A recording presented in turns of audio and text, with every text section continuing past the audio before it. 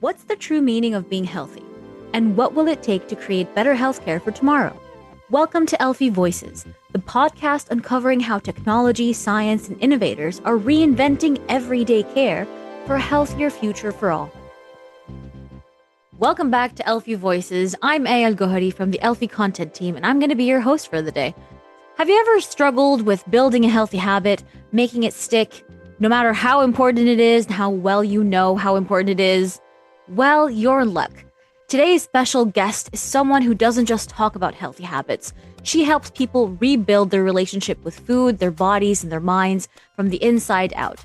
I'm talking about our very own Vivian Sterling from the Elfie content team. Vivian is a trained hospital clinical nutritionist, trained in behavioral and emotional nutrition, cognitive behavioral therapy, positive psychology, neuroscience, mindfulness, meditation, chair yoga, and holistic counseling. Yes, she literally does it all. She's certified by powerhouse institutions like the International Meditation Teachers and Therapists Associations and the Health Coaching International Institute. Vivian not only writes and coaches so many people, she has gone through this journey herself. So if you're one of those people like all of us who struggle with building a healthy habit, buckle up and get ready to find out why and how can we fix it. Hi, Vivian. Thank you so much for joining us. Hello. Thanks for having me. So tell us, Vivian, I know originally you joined as a coach in Brazil. So tell us a little bit more about your career and your profession and how that came to be. Yes. So I am a registered dietitian, a nutritionist. And what I started to notice in my daily practice is we tend to know what to do, but then how come we don't do it? So this is where I started to learning more about behavior itself. So I studied neuroscience and all about behavior change. And on a personal level, I was meditation practitioner and I love to study mindfulness and all. And I had this great opportunity on studying a mindfulness as a mindfulness instructor. And then I had the science brought to the mindfulness practices. And then all the pieces, they started to come together. Like why we do what we do and how do we really change behavior. Nice. All right. That's actually a great thing to start with the idea of the why. And I do have a why question for you right now. Why don't we notice our health until it's too late? Well, I think it's because we tend to think we're going to be healthy and young forever. That's and true. nothing is going to strike us. So it's like we're too busy. We're too busy living our lives, and we have so many things to do and so many tasks. And we're always looking at the outside and get overwhelmed with information and activities. And we just keep going. We don't stop to listen to ourselves.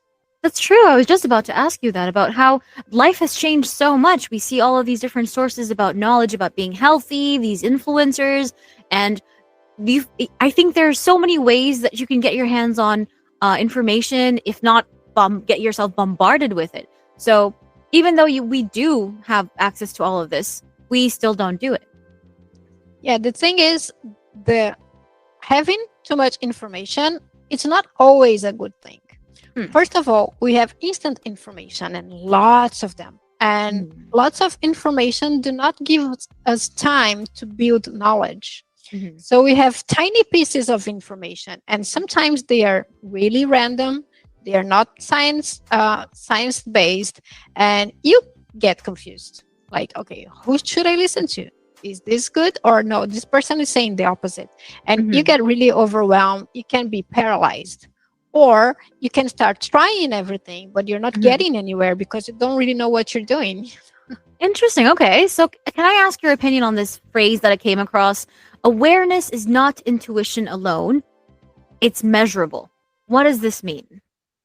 Okay. So I have a saying too that it's not mine. I probably heard it somewhere saying that you cannot change what you cannot track.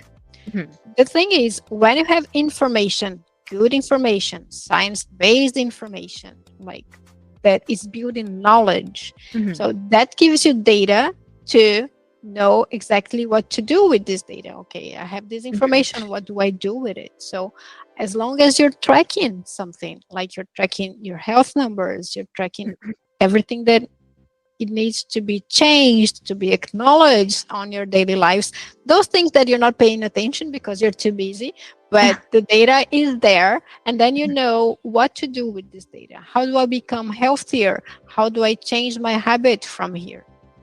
So in a sense, Elfie kind of plays that role where it turns the invisible progress, because that's basically the biggest issue I think with I myself have struggled with when I try to build a healthy habit, is that I ate a carrot today, but I don't feel any better right now, right? So the progress itself is not very visible. It's somewhat, in a sense, invisible. And what I'm understanding from what you're saying is that when you have something to track on, for example, our Elfie app, when you log your data, your steps, your water, and all the different check-ins and trackings, this kind of makes the tangible a little bit more tangible for people to know and understand what's actually going on. But it brings me to a very important question. How do I get motivated to actually do that?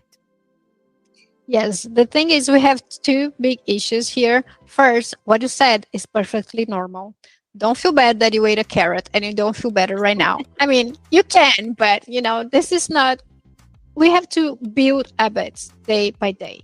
So, what we do every day from this moment, I want to say from your childhood until this moment, until later on, it counts.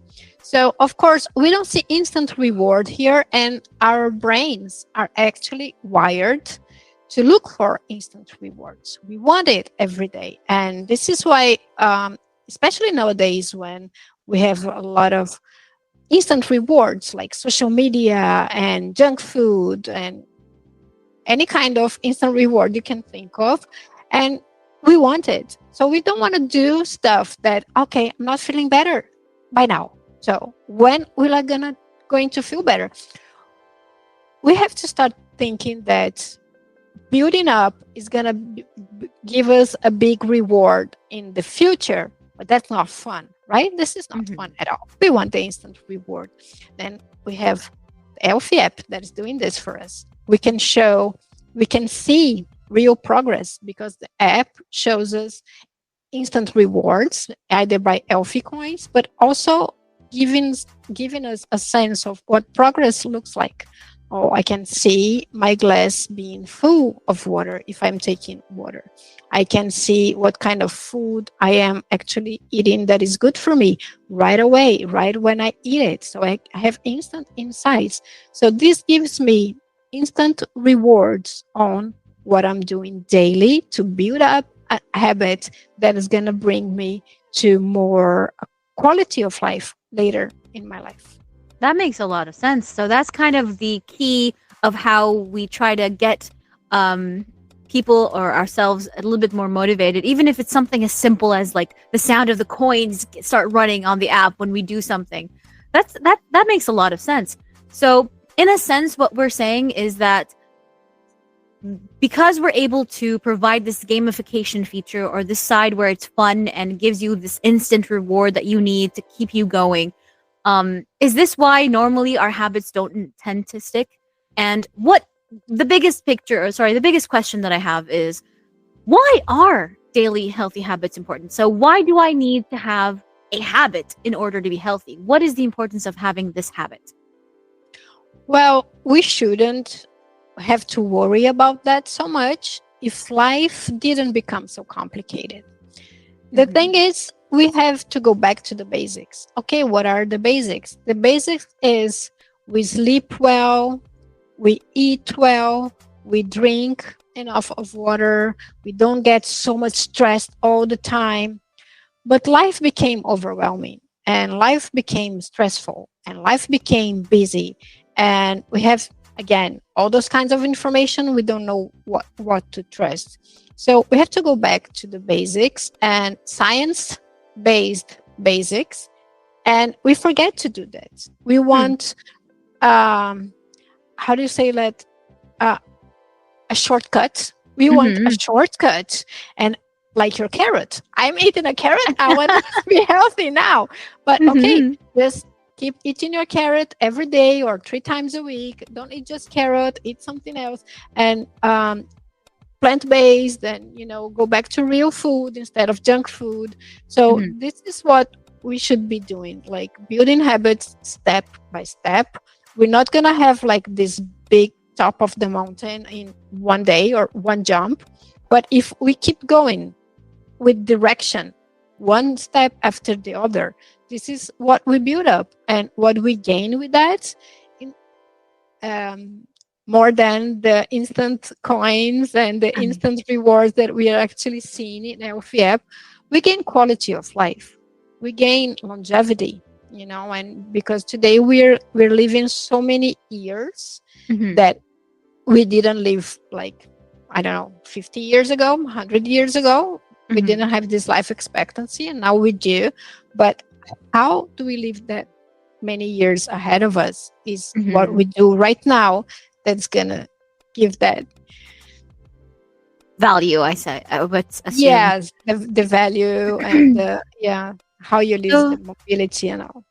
something you mentioned when you were talking about mindfulness and being mindful, and we had talked about this before, actually, you and I specifically. We talked about how we need to find our why. We need to find out and be mindful, because I think one of the greatest things about the Elfie app, even though we do have a gamification feature and it's very fun and very young and upbeat, which is how it becomes attractive, right? It still, in a sense, gives empowerment and awareness and turns our users or the health person into an active health seeker, right? And they maintain this kind of routine or life habit of not just providing data to make sure that they keep progress, but also these little steps of input build the bigger picture. Now, how does this tie in with our motivation, with through our gamification, our habit building? How does this tie with our mindfulness and our presence? Well, the thing is, we must know, as like you said, the why behind it, and not only knowing why you're doing it, because we tend to look like, okay, I'm healthy now, so why should I eat a carrot or a broccoli if I I feel fine right now? Hmm. How many years ahead of you want to have this quality of life? And to be mindful is, we're always looking outside of us, Hmm. because we're busy, because we have tasks and work and family and everything. But what happens inside of us? So, who is the person I want to be? Who is the person that I am? We never ask these questions. We just keep going, in a fast paced environment. We just keep going, and life is demanding. But what if I take a deep breath and say, well, okay, I'm here. I like painting. I like music. I like arts.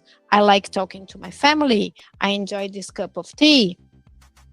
Acknowledge that, know what, who you are and what you like, and why you're doing what you do.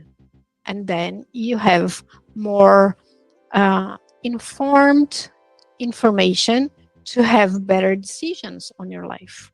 It's not, oh, eat that broccoli because it's good for you. No, I want to be a healthy person because this is what I want to achieve in my life, because I want to be there for my kids, or whatever your why is. Everyone Hmm. has its own why. Hmm. And that came to mind, and I want to say that before I forget. Um, Sometimes when we are in our daily lives with our family and friends, and we want to change something in our habits in your daily life, um, people around us don't tend to look at it very nicely, like, oh, you changed. All you're talking about now is uh, beating your step count, or eating healthier, or going to the gym. I don't like that. I want to have junk food with you, and people don't like that. Hmm. And one thing that's really, really important is to have an environment where people, other people, many other people have the same goal as you. And this is one of the things I love about Elfie too. It's because you have many people, and you have contact with these people that have the same goal of being healthy. So you also have belonging. So it's a gain, gain, gain outcome. You gain health, Mhm. you gain people with the same goal, and you gain instant reward. So That's true. it's all That's true. complete. Doing something that is different from everyone else can be a little bit isolating and makes you feel like you're alone. But when you have exposure or contact, like you mentioned, with people who have gone through the same struggles to build their peace, or someone who has gone through something you have gone through as well, or is going through the same thing you are currently, it's kind of reassuring and it's empowering. And I think we've seen that a lot with our comments in the community feed, with how people are encouraging each other to be like, oh, tell me about your next promise. Oh, have you met this? Oh, how did you achieve that? And it's really, really beautiful. You're absolutely right. Um, and on this note, with the whole information and how you log onto the app, how do these little small numbers, this data, how does it turn into the bigger picture? How does it reflect on the person's health? So obviously, we're encouraging people through so many different factors, of course, that are backed and reinforced by behavioral science. But at the end of the day, how does the user benefit when they log in their data? Yeah, well, in a personal level, we log it and we see instant insights and we see real progress. So why are we tracking everything? Then again, if we're tracking, what do we do with the data? This is Mhm. where, what do we do with that? So we see progress day by day and we have insights. Okay, do this to be better, do that to be better, and what path to walk. But this is on a personal level that we give daily encouragement and people when you have insights on what to do to be healthier on many levels. But then again, if we look at a collective level, let's say I am a leader at a company and I want all my employees to be healthy. Why? Well, because healthy people think better, they produce better, they work better. I don't want anyone to be burned out or stressed or get sick. So, Annual at a leaves. yes, exactly. Less leaves and more productive, more profit, right? It's all about that. We work better.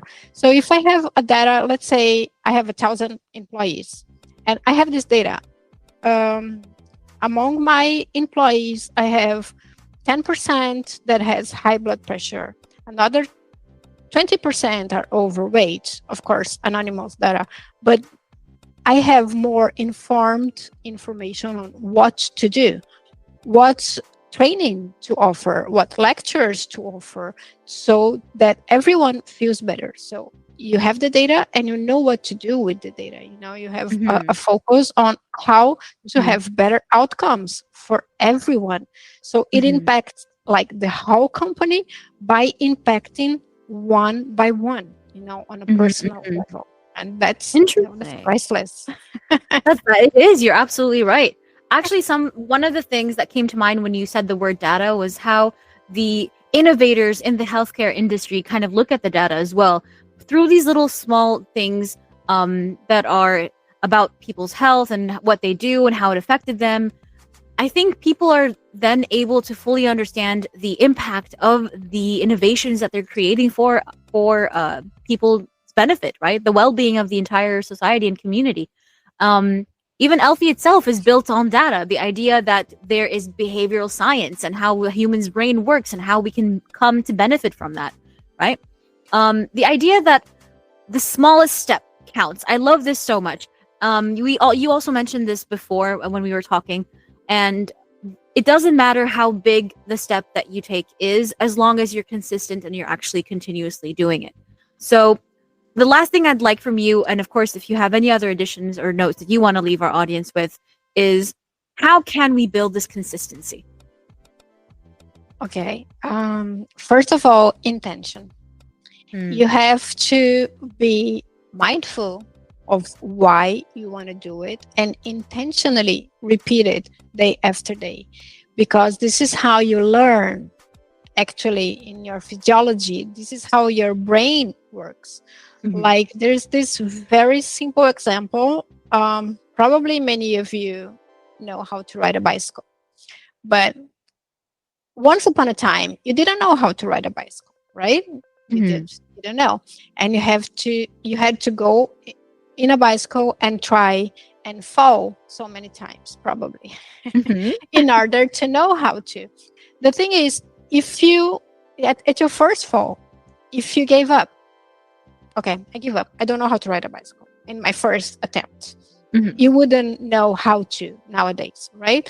What you Mhm. had to do, repeat it and fall again and fall again. And each time you were trying again, a part of your brain was building networks.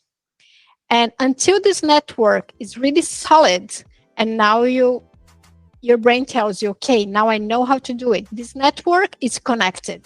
Mhm. Now you can ride a bicycle. And now you can ride a bicycle and don't even have to think of it, because first Mhm. you're like, oh, I have my posture, I have balance, I have everything, and my legs, what do I do? But then after you learn, Mhm. it's easy.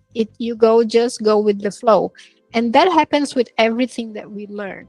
Oh, now I struggle to drink water every day. So I have to put an intention. Let me keep track of my water intake. So I have reminders at Elfie, for instance, and I'm going to put in there because I want to see real progress. I want to see that in my screen in the Elfie app, the Mhm. glass getting full and all. But that's intention. Mhm. Until it becomes a habit, I have to do, oh, Elfie, thank you for reminding me. Let me take my water. Thanks for reminding me. Let me take my med. Oh, I didn't reach my step goal today. Let me. Mhm. So this is what you have to do. Day after day, just keep the basics. And that's probably my second input. Keep the basics. You have to sleep well. You have to eat well. You have to drink water. You have to be not so stressed. Of course, Mhm. you have to manage stress, because we will get stressed, but you have to learn how to manage stress. Yeah, and you have to keep your body in movement. Mhm. So all of that, just do the basics well, day after day.